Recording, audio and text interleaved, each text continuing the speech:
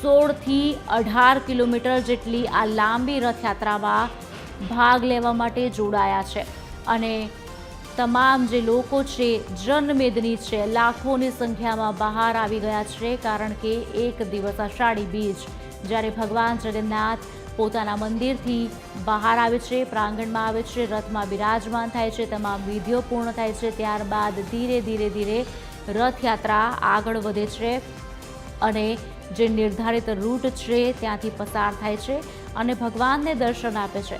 ત્યારે બીજી તરફ આજે એક ઘટના બનવા પામી, જે રથયાત્રાનો રૂટ છે તે છોડીને ગજરાજ પોળમાં ઘૂસ્યા હતા।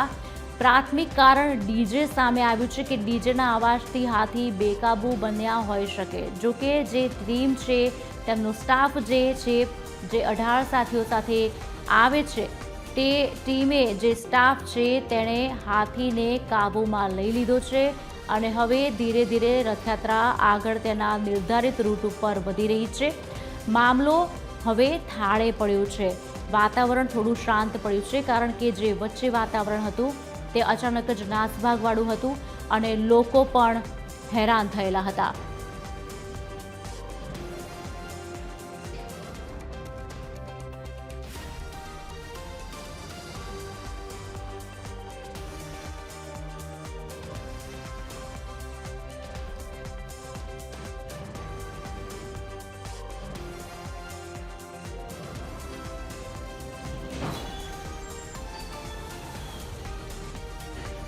જ્યારે ગજરાજ બેકાબૂ બને છે ત્યારે તેને સંભાળવા માટે ટીમ પણ હોય છે, સ્ટાફ પણ હોય છે અને તે જ સ્ટાફ મારફતે હાથીને કાબૂમાં લેવામાં આવ્યો હતો। જોકે તેટલા સમય પૂરતી હાથીને કાબૂમાં લેવાની કોશિશ કરવામાં આવી હતી, રથયાત્રા તેટલા સમય પૂરતી અટકાવી દેવામાં આવી હતી। જોકે હવે ટીમ અને સ્ટાફ દ્વારા હાથીને કાબૂમાં લેવામાં આવ્યો છે અને ધીરે ધીરે હવે રથયાત્રા આગળ વધી રહી છે। ડીજેના કારણે હાથી બેકાબૂ બન્યા હોવાના પ્રાથમિક સમાચાર સામે આવી રહ્યા છે।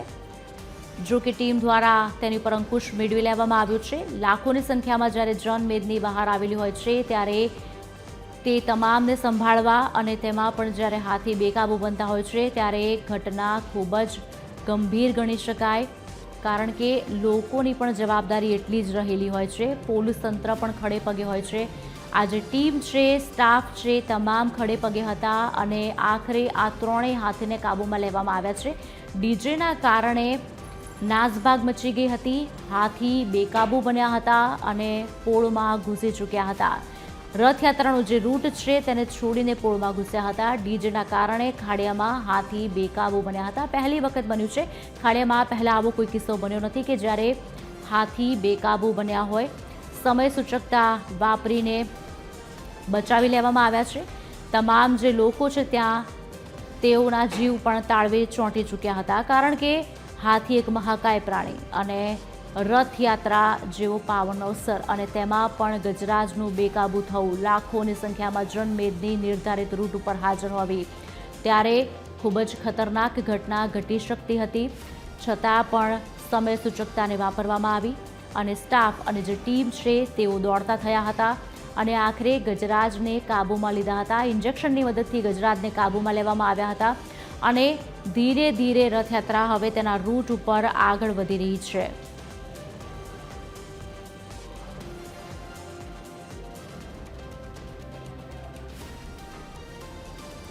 જોકે આ તમામ નાસભાગમાં TV13ના જે કેમેરામેન છે તેમને ઈજાઓ પહોંચી હતી, અનકોન્શિયસ પણ થોડા સમય માટે થઈ ગયા હતા। જોકે 108ની મદદથી તેમને હોસ્પિટલ લઈ જવામાં આવ્યા અને અત્યારે હાલ તેઓ સારવાર હેઠળ છે। ગજરાજ બેકાબૂ બનતા ભક્તોના જીવ તાળવે ચોંટ્યા છે। 3 ગજરાજ બેકાબૂ બન્યા હતા અને નાસભાગ મચી જવા પામી હતી। હાથી રથયાત્રાનો જે રૂટ છે તે છોડીને પોળમાં નાસ્યા હતા અને તેનું પ્રાથમિક કારણ ડીજે બહાર આવી રહ્યું છે। હજી પણ તપાસ થશે। સમય સૂચકતાને કારણે ગજરાજને કાબૂમાં લેવામાં સફળતા મળી છે।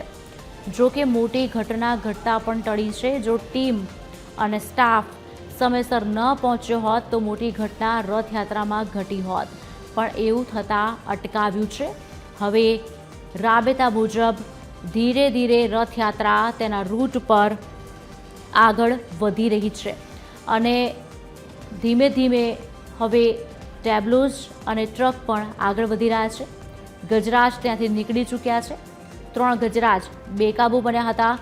18 ગજરાજ આ વખતે રથયાત્રામાં છે, જે 16થી 18 કિલોમીટર લાંબી આ રથયાત્રા, જેમાં તમામ જે પોલીસ સ્ટાફ છે ખડે પગે છે, મીડિયા પણ ખડે પગે છે અને સાથે જ તમામની જવાબદારી પણ નિભાવી રહ્યા છે અને લાખોની સંખ્યામાં લોકો બહાર આવ્યા છે. જનમેદની માનવ મહેરામણ જ્યાં જુઓ ત્યાં તમામ રૂટ ઉપર દેખાઈ રહ્યું છે. એક તરફ ભક્તિમય વાતાવરણ, બીજી તરફ પોલીસ છાવણીમાં ફેરવાયેલા તમામ રૂટ અને તેમાં પણ ગજરાજ બેકાબૂ બન્યા હતા. જો કે તેમને કાબૂમાં હવે લેવામાં આવ્યા છે અને 3 ગજરાજ બેકાબૂ બનતા લોકોમાં નાસભાગ મચી જવા પામી હતી.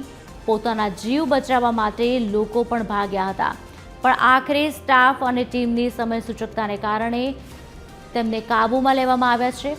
હાથી જે બેકાબૂ બન્યા હતા હવે તે કાબૂમાં છે અને ધીરે ધીરે રથયાત્રા પણ આગળ વધી રહી છે. આપને જણાવી દઈએ, રથયાત્રા તેના નિર્ધારિત રૂટ ઉપરથી આગળ વધી રહી છે. છેલ્લા 5 વર્ષની જો વાત કરવામાં આવે તો રથયાત્રામાં પહેલી વખત આવી ઘટના બની છે કે ગજરાજ બેકાબૂ બન્યા હોય, કારણ કે આ પહેલા 5 વર્ષમાં ક્યારેય સાંભળ્યું નથી ને ક્યારેય જોયું પણ નથી કે ગજરાજ કદાચ બેકાબૂ બન્યા હોય.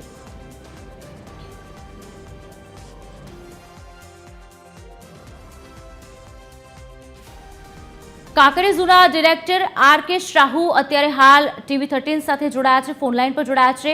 સર, આ જે પ્રમાણે ઘટના સામે આવી છે, આપનું શું માનવું છે? પહેલા આપની પ્રતિક્રિયા લઈશું. ટોટલ પશુપાલન ગુજરાત રાજ્યે 3 દિવસ સુધી હાથીઓની ચકાસણી કરી અને પછી 17 ને ફિટનેસ સર્ટિફિકેટ આપેલો, જેમાં 1 નર અને 16 માદી છે.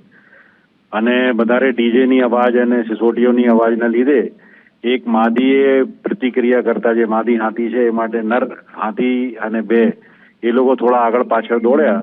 એ માટે અમે એમને 2 માદી સાથે અને 1 નર હાથીને એક બાજુ સાઈડમાં કરી દેવામાં આવ્યો છે અને એમને અહીં બાંધી દીધા છે. અને ટ્રેન્ક્યુલાઇઝિંગ ગન અમારા સાથે જ છે. વધારે ધમાલ કરે તો ઇન્જેક્શન આપીએ, પણ અત્યારે એકદમ શાંત થઈ ગયા.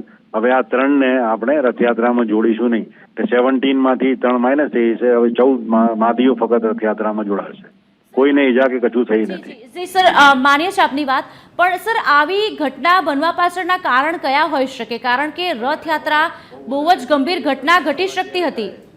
વધારે અવાજ જ્યારે આવે ત્યારે એમને એવો અણગમતો લાગે, એ માટે આ મુજબનો બનાવ બનતો હોય છે.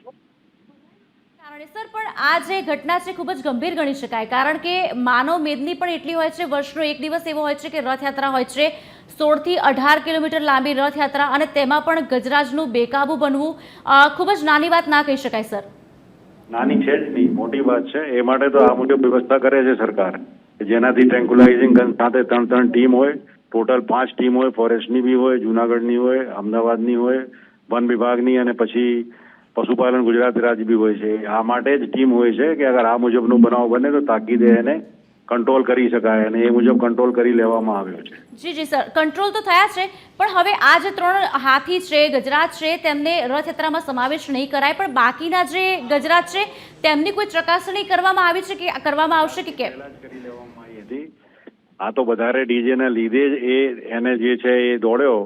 બાકી બધા જે માદીઓ છે એ લોકો ઉંમરવાળા છે અને પબ્લિકની વચ્ચે ફરતા હોય, એ માટે એ લોકો ટેવાયેલા છે. પણ આ જે નર છે એ એટલો બધું ટેવાયેલો નથી, એ માટે એને કર્યો. એ માટે જ એને અલગ કરી દેવામાં આવ્યો છે અને કોઈ બનાવ બન્યો નથી, કોઈને ઈજા કશું થઈ નથી. જી સર, આભાર ટીવી 13 સાથે જોડાવા બદલ.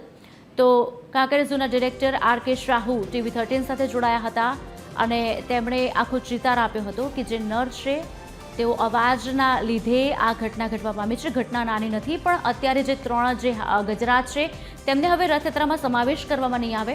બાકી જે રથયાત્રા છે તે તેના નિર્ધારિત રૂટ ઉપર જશે અને બાકીના જે હાથી છે તેઓ વયસ્ક છે અને તેઓ લોકોની વચ્ચે રહેલા છે અને લોકો સાથે ટેવાયેલા છે. તેના કારણે આવી કોઈ ઘટના ઘટશે નહીં તેવું તેમણે બાહેધરી પણ આપી છે.